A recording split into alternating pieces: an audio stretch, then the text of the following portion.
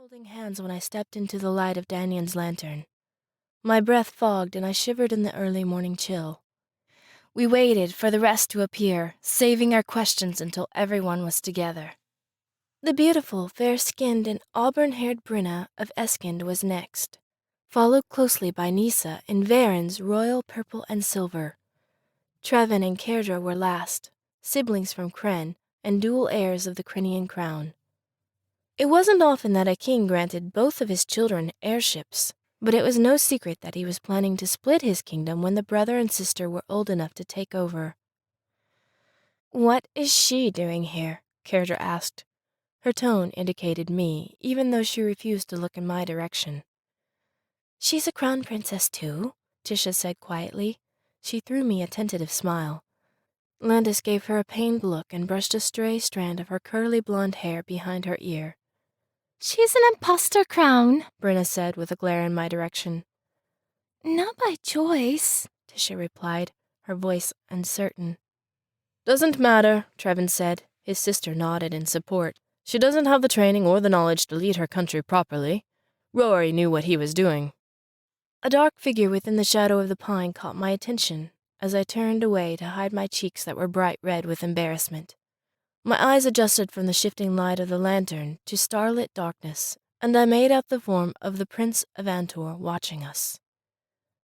"What is the thief doing here?" Kenyon asked coldly when the prince's presence was noticed. Andric walked toward us, the darkness separated slowly from his black clothing, as if loath to relinquish him to the dim light. Only the gold medallion stood out against his chest. No outward expression betrayed any emotion he felt at what the Tyne Prince called him. Nisa sniffed and swept her hair back. "It's not right that your father allowed this thief and his band of bandits to attend the winter festival," she said to Brenna. "Funny," Andric replied with a wry twist of his lips. "What is?" Nisa was forced to ask when Andric didn't embellish. "That she was so willing to accept my invitation." My heart slowed at the implication, but Nisa merely stared at him. "What are you talking about?" Landis growled. The prince's dark eyes gleamed. "That's my handwriting on the invitations you hold." A knot formed in my stomach, and I glanced down at the card in my hand. The writing I had thought elegant before now looked ominous. Andric caught my expression. "My mother felt that good penmanship was one of the qualities of a proper king." He gave a simple gesture with one hand, and dark shadows separated from the night to surround us.